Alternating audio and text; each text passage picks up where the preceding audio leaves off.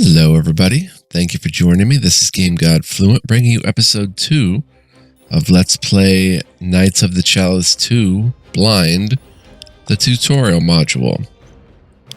Module selected. So let's get in there. We have to click through this stuff, and then the rest will be new tutorial once we add Isbel. Let's go ahead and go with that other name. Cardana. Okay, she's got a fist, no weapons or anything. Inventory. Nothing. We can see her speed, 30 by 6 squares. 12 AC. Her pluses and bonuses. The weight she can carry, her gold. HP is 8. Alright, let's go ahead and try this on challenge mode. Wait, we have to add Cardana. Set his avatar. Challenge mode. Let's start. Let's get right into the actual game. I have not tried this yet. Looking for the lost tomb of King Valdric in the Iron Peak Mountains near the village of Molten Rock, you've been exploring the ruins of an ancient citadel. I found something. Amidst the rubble, you discover a trap door with a ladder leading down into the bowels of the earth. Burning with curiosity, you climb down the ladder, revealing a massive circular room and a couple of gigantic statues. Welcome to the KOTC2 tutorial, mortal. By playing through this module, you will learn the basics of Knights of the Chalice 2 game engine, and you should be able to tackle a real module afterwards, such as Augury of Chaos. I've heard something. Suddenly, you hear footstep sounds. They seem to be getting closer.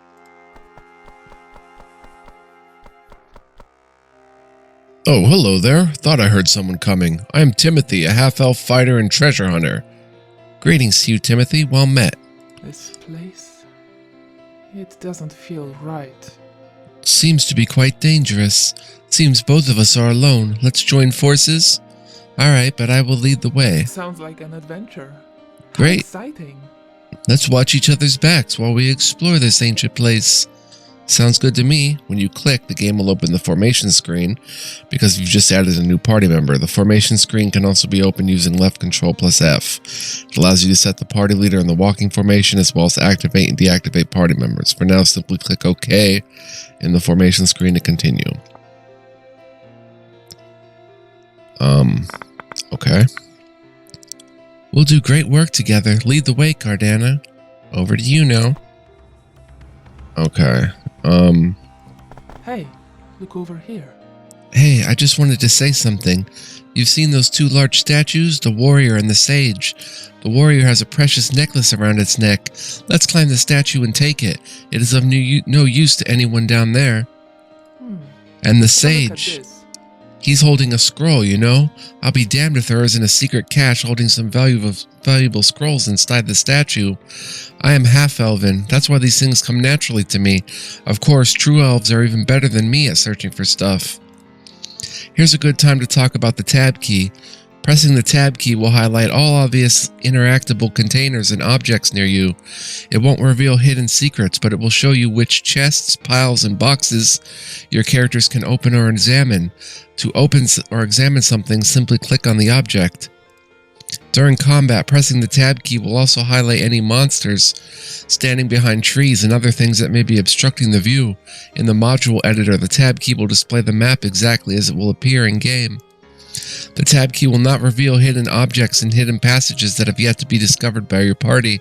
To find these, you'll have to walk near them. One of your party members may then notice there's something hidden. Once a party member has spotted a hidden object or passage, you can use the tab key again to pinpoint their exact location. You can make sure that you'll find hidden things by having a character with a high search score, and by having characters that possess special search skills like the elf, the dwarf, and all rogues. The base search score of each character is equal to the intelligence score. You then get a bonus of +4 if you're a rogue, +2 if you're an elf or dwarf, +1 if you're a half-elf, and +2 if you're a wizard with a cat or owl familiar. Understood. Let's explore this room now. Sure, as you know, sometimes you don't even need to look for secret caches to find treasure. Timothy points towards something. Look there, Cardana, something's glittering. To pick up items lying on the floor, simply click on them. Okay. Large amethyst. I am rich. Well done, you've just picked up a precious stone. It is now in your inventory. This seems to be a good time to talk to you about the inventory screen. Before we start, there's something you should know about the armor equipped by your characters at the start of an adventure. Usually it does not grant any armor class bonus, therefore you should seek better armor for your characters. Let us now proceed with a review of the inventory screen. After you click, we'll have a look at character's inventory with an explanation of how everything works. Okay. Mouse over a character and press I. It will open an inventory of the mouse over character. If you press V, it will open character sheet. Pressing C will open spellbook. Pressing A will open the activate box, allowing you to drink a potion or use special abilities. Moreover, you can mouse over the name of a character in this box, then press those buttons. You can access an inventory from the character sheet. Click on the bag icon. Now we've opened the inventory screen. There are 16 backpack slots, meaning you can carry 16 items. Actually, you can carry more than 16 if you have bags or the other container items. A total of 8 additional slots will appear below the backpack items. You can right-click any item to display info. This shows items currently worn. Characters wearing leather armor, which provides a +2 bonus to armor class, resulting in an AC of 12. That's why you see the number 12 here. You can click on any of the numbers in this column to display, what causes that number to be there. Armor class reflects the quality of your defense. The higher the better. Usually AC comes from your dexterity and the armor you're wearing.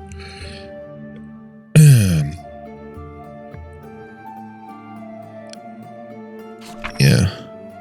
Red cross is for not being able to put an item there. There are slots for your arms, bracers, neck, amulets, back, cloaks, fingers, rings, waist belts, and feet boots. This is your primary hand over here, the right hand. Displays some information. The range slots are reserved for your ranged weapon and ammo. You never need to swap between them because your ranged weapon is always considered to be equipped by your character.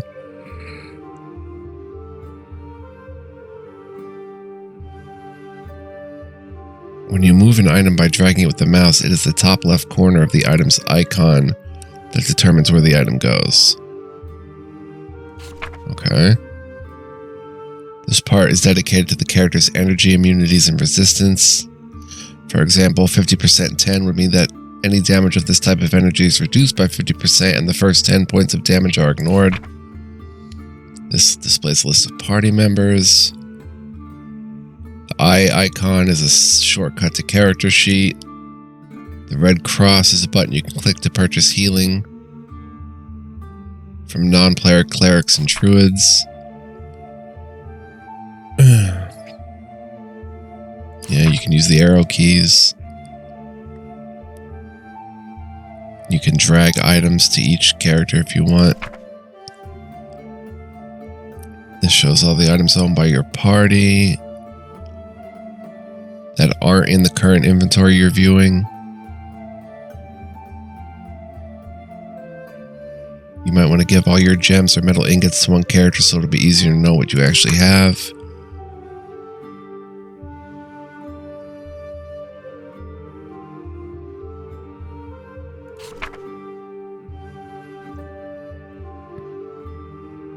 Okay, this button displays items that have been placed inside containers.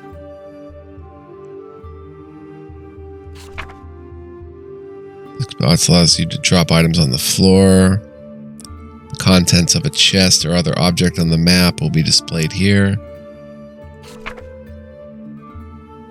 This button allows you to activate or examine special items.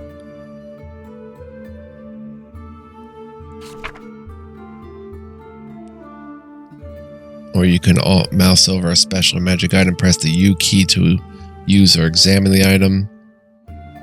Or you can click, that also features a use examine button. This button allows spellcasters to learn spells from magic scrolls. Drag a scroll onto the button to let the active character learn the spell. You know, all rules apply. Split item, destroy item, recharge wand, forge weapon, enchant weapon, share potions. Split can be useful to distribute arrows, bolts, and potions. The other buttons will be reviewed at a later point. Over to you. Okay. Ladder. So actually, can I use WASD? No. Alright, tab. There's statue here. Okay, here's the statue of the warrior. I'll fetch that necklace for you in no time at all. Then you can keep it since you're the leader. You have no objections, Cardana? Warrior Timothy. Sure thing, let's go for it. This dialogue option is written in green because you'll be using a character skill, the warrior skill, which covers athletics, climbing, swimming, jumping, and other things. And this one's displayed in blue because you'll not be using any character skill. Okay, sure thing, let's go for it. I need a rope. Great, okay. On second thought, without a rope, I'm definitely going to break my neck up there. You wouldn't happen to have one with you? Item, open the inventory screen to recover the rope. Oh, we can't. Nope. Let's look around. We might find one here. Who knows? Righto. Here we have the statue of the sage. I will search it thoroughly. I'm sure I'm going to find something in there. Is that okay with you, Cardana? Sure. Let's go for it. I need a rope. Nope. Needs a rope. Okay. Tab. Of course.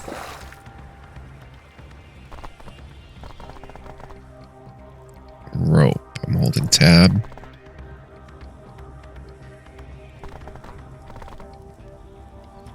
A niche. I am rich. 74 gold. Nice. Sure. I sense treasure nearby. We're getting close to something interesting here. I can feel it. Let's keep our eyes peeled. Yes, ma'am. There is something hidden in this room. Hold on, there's something hidden around here. Each party member receives 50 XP. Good catch, Timothy. Your half-elf skill set sure is handy. Oh, in an I alcove. found something. Grappling hook. You can use this item to scale a wall or ascend from a lower dungeon level to a higher dungeon level. Okay, so would that be like for the rope? I need a rope. Yes. Awesome, that will do. Timothy climbs the statue safely. Each party member receives 50 XP.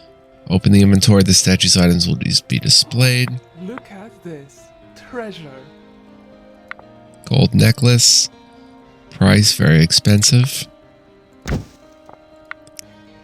This necklace would look good on you, Cardana. So, just wanted to ask you something. Is there a special someone in your life, Cardana? Timothy blushes and swivels around so as not to look you in the eyes.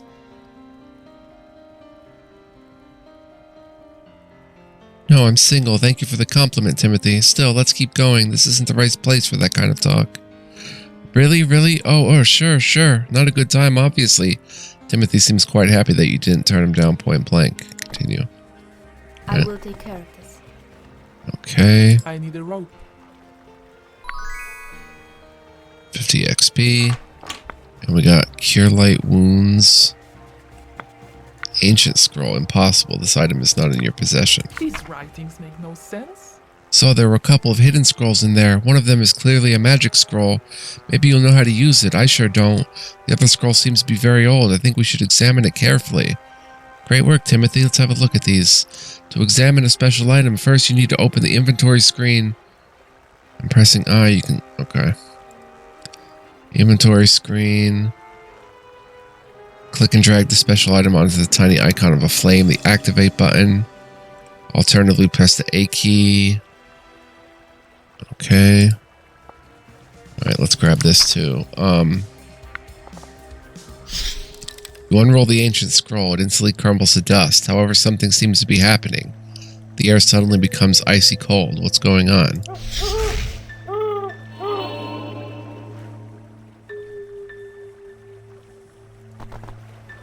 You hear the anguished voice of an elderly person. You look in the direction of the voice. All you see is a ghostly, insubstantial figure. You distinguish a mask of fear on its contorted face. I don't understand this. We're under attack. All is lost. Are you the escort that will take us to safety? Take you to safety? I don't know what you're talking about. And what are you? The smell of death surrounds me. What? I am a lore master Warfell, obviously. The Specter then glances at its incorporeal hands. In a somber voice, it continues. Oh, I see. I am dead. The catastrophe has befallen us already. My apologies, dear visitors. I suppose that my spirit was summoned when you touched the statue right there. It's a statue of me. Well, you are here and I am here somehow. You look quite inexperienced, so I'll do what I've done all my life. Teach. Okay. Let's see. Okay, we'll start with the very basics. Out of combat, there are 3 modes. Look, fight, and talk. You can cycle the mouse icon through pointer, look, sword, fight, and speech bubble talk by right-clicking. The pointer can be used to access the information sheet of characters, both allies and enemies. The sword can be used to attack. The speech bubble is used out of combat to talk to characters. Alright, try it now. Walk, attack, talk. Well done, dear visitors. 50 XP. Not all characters can be spoken to, but some can, and at times it may not be instantly obvious to whom you can talk to. Thus, it's a good idea to get used to the speech bubble mode. Some merchants may be difficult to spot unless you mouse over them in the speech bubble mode. I've got the key. Here, Cardana, take this key. The Specter pulls a key out of its translucent robes. The key solidifies in your outstretched hand. Open the door to the northwest when you're ready, but beware, there are dangerous traps beyond this door. Follow the passage until you find a treasure chest. Inside, you should find my soul crystal and the soul crystal of my beloved wife, the Princess Sedina. Bring them to me, please, that my soul may finally be laid to rest. Received our first quest. You can press the journal by pressing J. Pretty straightforward. Each of your quests has one of the following status: ongoing, completed, failed, or cancelled. Quests can have a parent quest, meaning they are part of a larger goal that you're striving towards. Click on the name. In theory, quests can have a time limit, but that is neither the case in this tutorial nor in the module Augury of Chaos. Okay. Journal. Recover the soul crystals. Okay, but I want to still look around a little bit. Of course. Okay, that's the door. Uh-huh. I can't go there. Okay, I guess that's the Uh-huh. entire room. It's locked. You stand before a sturdy double door. It happens to be locked. Doors in portcullises are a common obstacle in the game. Occasionally you can listen at doors as in the first game. Sometimes a rogue carrying a set of thieves' tools can attempt to pick the lock. On a strong character like a half-giant may attempt to break the door down. A character with the fire skill might also attempt to melt the lock of a door or a treasure chest. Other times you may just have to find the right key button or lever. That is the case with this door. It radiates powerful waves of magical energy, leaving you no other option but to find the key. So then, do you have the key? Sure. Door key. Unlocked?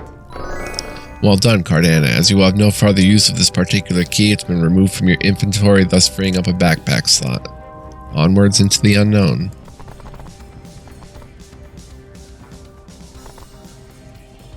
Spiked Pit. Spike 66. I will handle it. Many dangers exist during your adventure, such as treacherous traps. This particular pit trap, with spikes on the bottom, is in plain sight, so it's easy to avoid. However, you still have to cross it. Under normal circumstances, this might be dangerous, but because you have Timothy in your group, it'll be easy. This is because he's a fighter, which grants him the warrior skill. That skill allows him to jump past the dangerous pit and assist others over it as well. Skills can be an important part of adventuring, so it's good to know they exist. Each race has a specific skill, and each class has one or more skills. Sometimes you can use more than one skill to overcome an obstacle, or you may be able to use items to proceed, such as a grappling hook. If all else fails, you just have to deal with the trap, which will likely cause bodily harm as you blunder through. In addition to causing damage to your characters, traps can have various other effects, such as temporary curses that inflict a detrimental condition, poisons, making you prone, or even causing your party to be ambushed by monsters. Skill usefulness is heavily heavily dependent on the module you're playing. In Augury of Chaos, the module you might decide to play next, it's recommended to have the skills Nature and Champion of Good. In general, it might be a good idea to have a good spread of skills, but if this interferes with your perfect party design, feel free to disregard this. Just be aware that the consequences can range from minimal to dire. Alright, Timothy will jump over. 50 XP.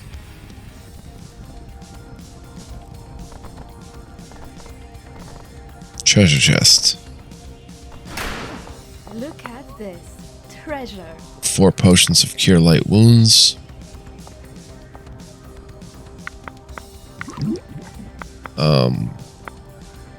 Wand of magic missiles. And a soul crystal of Warfell. Beautiful gemstone is surrounded by an aura of magic.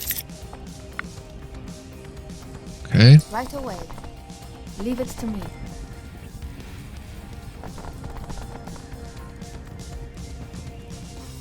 Little spider down there I saw. If you found the soul crystals, Noberite. We've only found a single crystal. Please, you have to find the other crystal too. It shouldn't be too far. For the moment, you can use the crystal you found to move forward. There's a corridor on the southwestern wall of this room. Right now it's closed, but you can use the power of the crystal to clear the passage. However, please bear in mind that the power of the soul crystal will only work when you're close enough to the passage. Okay, simply mouse over the character and press A for activate special. C for cast spell, I for inventory, or V for view. You can also directly from the inventory screen. You can also examine each magic item. Yeah, okay. Of course. Of course.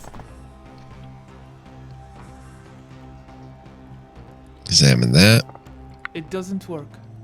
Brandish the gem, but nothing happens. Yes. Oh. It doesn't work. Whoops.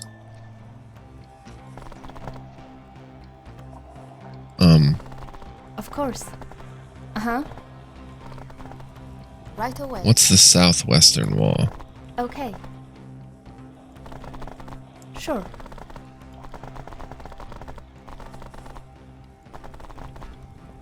Here? It doesn't work. Yes. It doesn't work.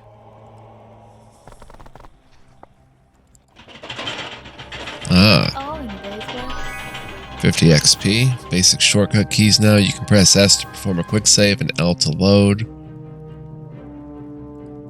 Press O to open options. Left Alt plus T to switch between token display and sprite display.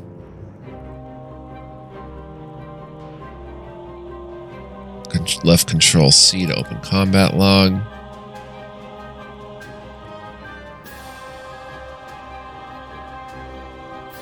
You should save your game now. Save games don't take much space, so it's recommended for you to create a new save each time you save your game rather than overwrite earlier saves. So I can do it here. Combat log and stuff is there, so save game. Whoops.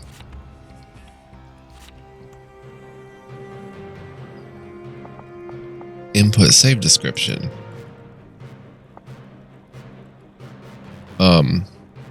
Episode 2. Alright. There's something up ahead, or rather several slimy things. It looks like they're eating. You can see the remnants of their meal, blanched bones that could very well be human in origin. These things seem to be very short-sighted or else very busy with their feeding. Here's your chance to surprise them. To do so, once this dialogue is over, right-click until the sword icon appears, then click one of the creatures to attack them. The party will then benefit from a single surprise round.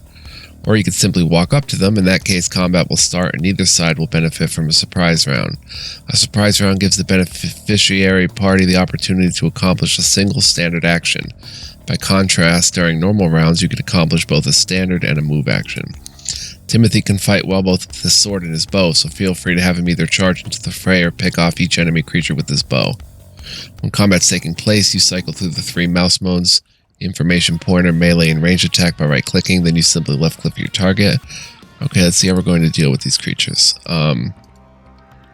My weapons are ready. Okay, we got a surprise round. There's 4 of them. Chance to hit, base damage. They're flat-footed.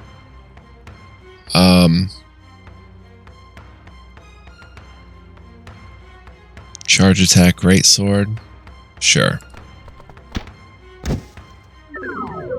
Can't act surprise. Okay. Okay, you can't use a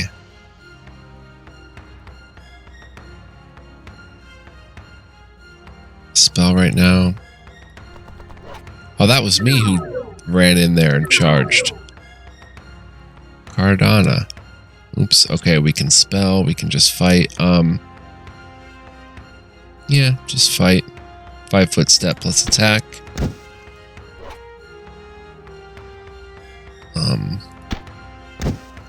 Nice.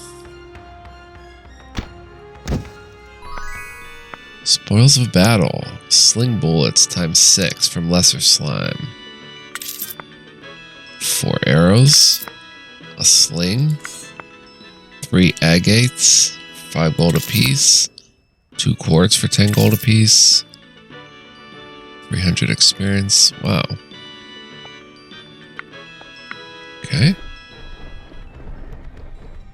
Good heavens, you gave me a fright. I've been trapped here with those creatures for who knows how long. Thank you for saving me. Hope you don't mind if I tag along.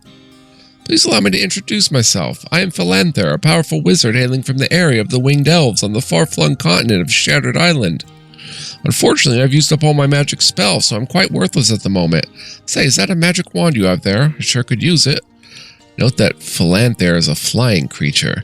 That means he can fly over pits and other dangerous terrain unharmed, as well as move through squares of various altitudes without difficulty. For the purpose of calculating spell targets, the altitude of a flying creature is the altitude of its current square. New companion has joined the party. No, you come behind.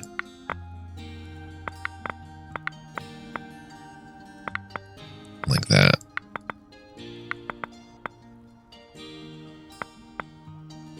Okay. Lord Master Warfell addresses you through his soul crystal. So you made a few new friends already. Good. I'm sure you're itching for a fight, but please be patient for a moment longer. Please make sure you've given the Wand of Magic Missiles to the new party member, otherwise you may find it impossible to win the coming battle. Wands, like magic scrolls and potions, are an important resource during adventures. They let you cast spells without expending your spell slots. Wands can be recharged in exchange for a magic diamond. In general, it's an expensive choice to make, but on occasion it can be necessary. To give the wand to another character, open your inventory. After giving the wand to Philanther, be sure to place the wand in Philanther's right hand. Failure to do so may make the following encounter impossible, because the monsters there are more or less immune to everything except the spell and the wand. Don't worry though, this is a gimmick battle to make sure you understand how to use wands. After it, you'll see something more exciting. Also, save your game before the battle. Alright, save. Inventory, Philanther. Wand.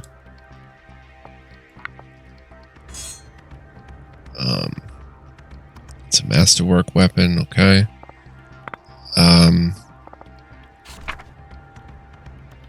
You have everything else.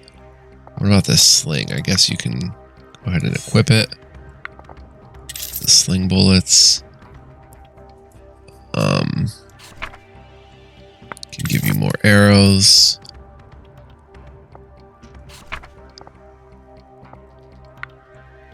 Okay, cool. Alright, let's continue. Okay. Fern. Particularly Look at this. Particularly robust plant has managed to grow through a small crevice along the wall of the corridor. Nature, use your herbalism. Oh, it's not available. We don't have herbalism.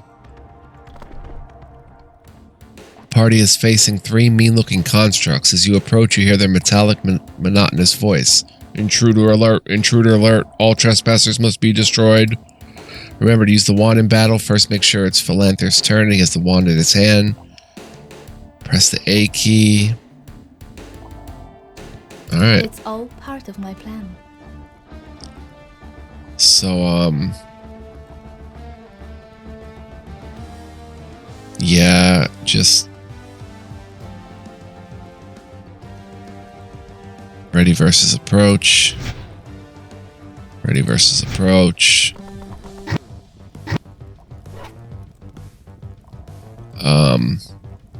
Activate special wand of magic missile on you. Cool spell effects, nice. End turn. Oof. Your character's been knocked unconscious or killed. Don't worry too much about characters going unconscious. They'll be revived at the end of the fight with a single hit point, and they'll still receive the normal combat experience reward. However, as long as combat is taking place, there's a chance for unconscious characters to die. That's because they also receive the dying condition, making them lose one more hit point per round until they receive some kind of healing. They stabilize on their own, or they reach minus 10 hit points and die. You can heal characters using any cure spell or healing ability both during combat and out of combat. To target such a spell to an unconscious character, you click on the name of the character in the top right corner of the screen. If the character returns to positive hit points, he or she will immediately return to the fight. Don't forget that many potions, herbs, special abilities, magic wands, magic scrolls, and other magic items can be used to restore the hit points of your party members, both in and out of combat. And once combat's over, be sure to heal your characters before going into the next battle. And you can often buy healing from friendly clerics, druids, psychic healers, and sorcerers. For a price, these characters will resurrect your party members, remove all detrimental conditions, and return hit points to the maximum. To buy healing, talk to the provider, click Start Trading, use the red cross that we saw, and they can rest at a campfire or special resting places. Oof. Oh. This is bad. We're gonna lose here.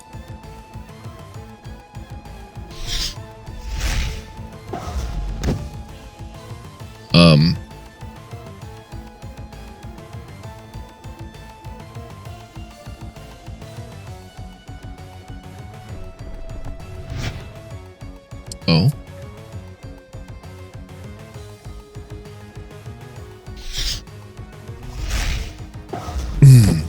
Nice.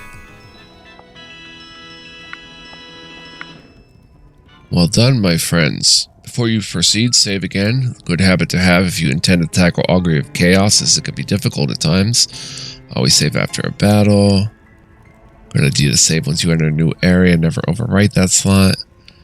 Next, you'll be facing a more normal battle where you're free to do whatever you want to defeat the enemies. If you manage to win, you understood the very basics of combat. Don't forget to pick up the bag there before you continue. I need healing. Yeah. Bags and chests can contain items too. If you have a container, you can open it by left-clicking it. It gives you extra space. Open the bag. Click on the gold coins to collect the money stored inside the bag. There's the bag. It doesn't work. Oh, 593 gold. And a club. Which... we have a great sword. Timothy has broadsword. What would we need a club for? It doesn't work. Whoops. Huh.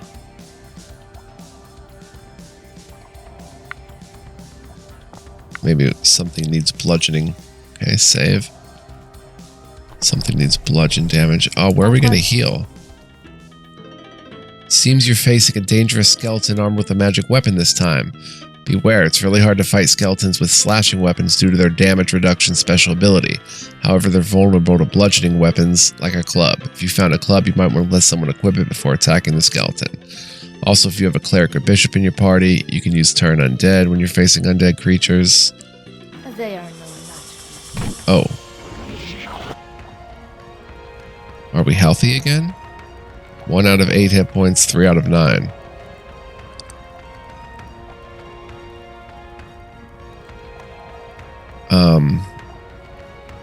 Monstrous Centipede. Use a wand of magic missiles on it.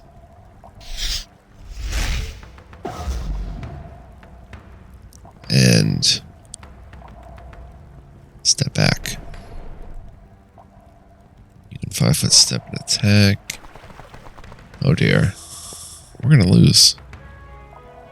Chance to hit 55%, 50%, 50. Use inventory. Okay. I see.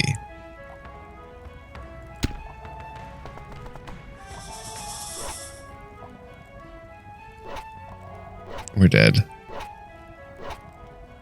Oh.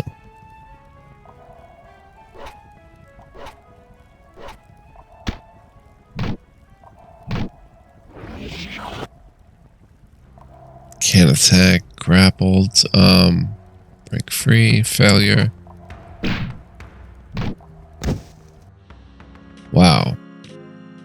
Okay, we died in the Saved game selected. tutorial. Have a look at this. Do we have some way to heal? Oh yeah, what am I thinking? We have potions and stuff.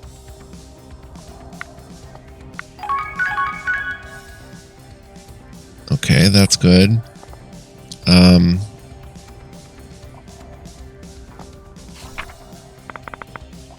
Let's go.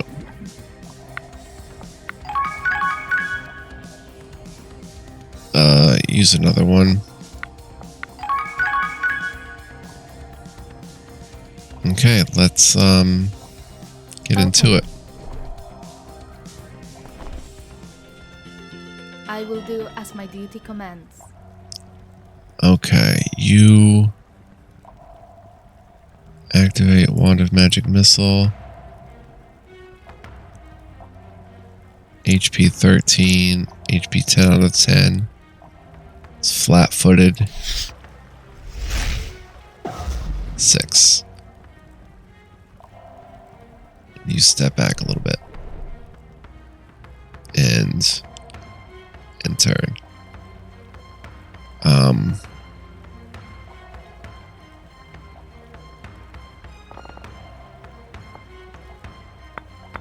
Blur, color spray, fog, cloud, grease, gust of wind, mage armor, summon elemental. Go ahead and summon elemental. A earth elemental should be fine.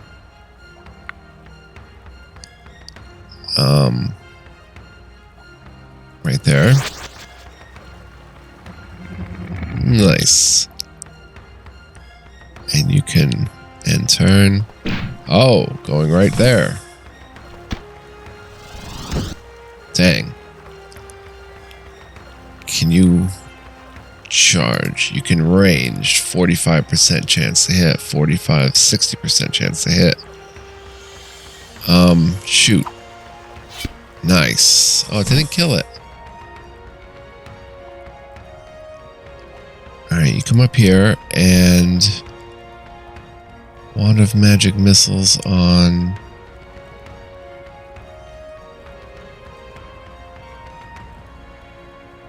the giant snake. Okay, you can go ahead and use inventory and put the club on. And then,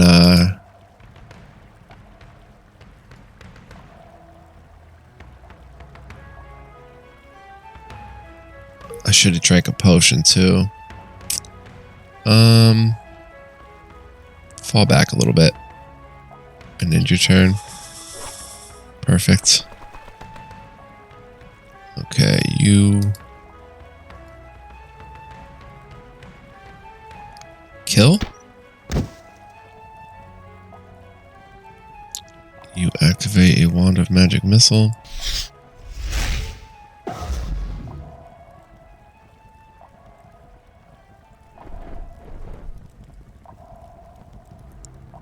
And you have a 50% chance to hit with the club. Got him. Defeated. Rich. Sweet. No gold coins. We've got 2 level ups and a +1 flaming broadsword and a light shield. Congratulations, at least one of your characters has acquired enough XP to advance to the next level. When this happens, you see a shining star near the name of the character in the top right corner of the screen. Click on the star to open the character's level up screen, allowing you to select new feats, spells, and bonus ability points for your character. Depending on the module and difficulty settings, leveling may require you to pay some gold. That's not the case in this module. Recommended that you level up characters as soon as they're eligible. This will allow your party to face more powerful monsters. One last thing. After leveling up, you have the option to modify your feat and spell selection in case you realize you made a mistake. To change the selection, simply click on the character to open his or her character sheet, then click on the Spec tab in the right side of the screen. You'll be able to change the feat and spell selection of the last level up. You can also specify a number of character settings, like whether characters should use defensive casting, whether certain day duration spells like Mage Armor should be cast automatically after resting, or whether your character should attempt to trip the enemy on attacks of opportunity if you have the greater trip. Oh, speaking of which, we do have Mage Armor that we can cast. A lithe feminine figure emerges from a shadowy recess. Gee, thanks for stealing my kills. I totally had the situation under control. I was just surveying the enemy tactically from my vantage point. It's not like I wanted your help or anything, you know. But since you've already intruded into my business, I might as well tag along. I mean, you can follow my lead, right? Greetings to you. What's your name? And are you an elf? Valiant is the name. Don't you dare forget my name. And what? You're saying I look like a mere elf? Duh, I'm a nymph. A nymph, you clumsy, indelicate, savage oaf. Okay, I may be a half-nymph. I don't know for sure. Anyway, aside from my obvious beauty, which I'm sure you all have noticed, even the dumber ones among you, I have many scary powers at my disposal. I can blind my enemies before I slay them with my sneak attack, and I have a bunch of druidic spell-like abilities, but hey-ho, they all spent for today. Get it now? I'm so cool. New companion just joined the party. Can go right there. You did well in the last battle. Hopefully no one in your group was killed. Otherwise, you might consider dipping the lips of dead party members into the fountain over there to make them feel more alive. Oh, that's Warfell talking. The fountain can resurrect dead people? Indeed, you're quite lucky. The fountain will resurrect dead people, heal all injuries, and restore your daily spell slots and daily abilities. However, you can only use it 4 times. After that, its power will be exhausted. Being dead or dying is quite troublesome in general. Those poor souls who go below 1 HP are in the process of dying. First, they go unconscious and are removed from the current fight. Then they lose 1 HP per round until they reach -10, at which they'll be dead. You can also go straight from positive HPs to -10, in which case you will instantly be dead. As long as the character has negative or 0 HPs, he or she cannot act and is removed from the fight. Right. You can cast healing spells such as Cure Light Wounds, Heal and Cleansing, and Resurrection spells. Okay.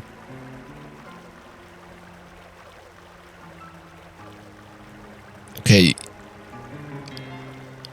Should you only heal a small amount of HP, not enough to bring a character back to positive HP, he or she will no longer be dying, but will still be unconscious. It isn't always advisable to heal those who are dying if healing them back a small amount would place them into greater danger than before. They could be struck down right after being healed, and in their low HP state they could be killed by a single blow. How can I help dead characters under normal circumstances? Being dead is a state that can only be cured by the spells Raise Dead or True Resurrection. Raise Dead is a 5th level spell available in the Cleric, Druid, and Psionicist spell lists.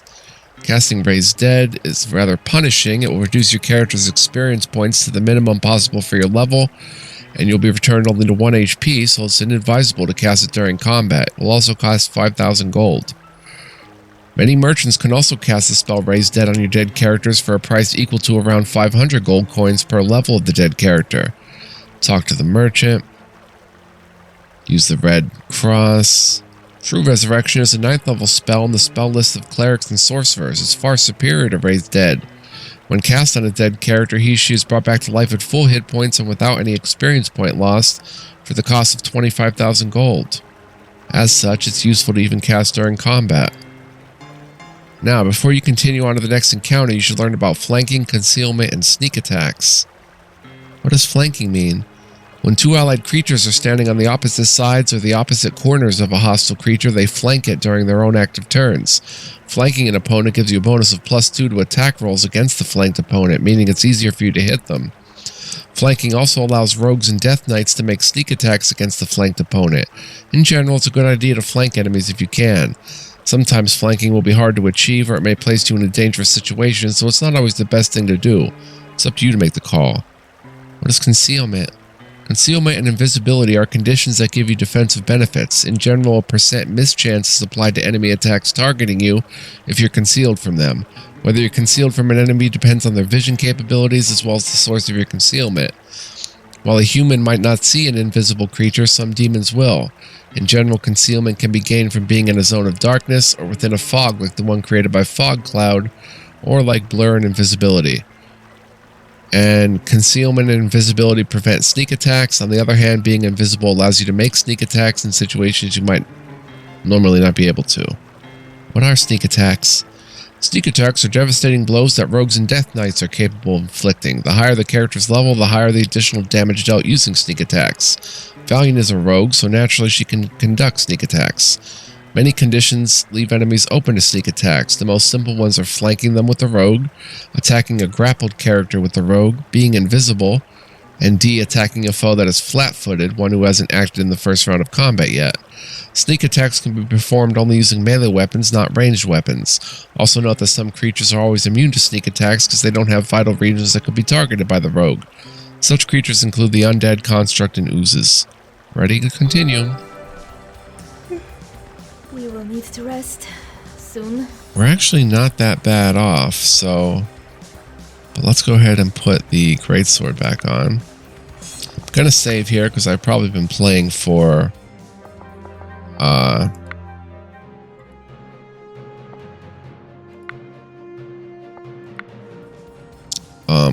plenty of time. 46 minutes, yeah.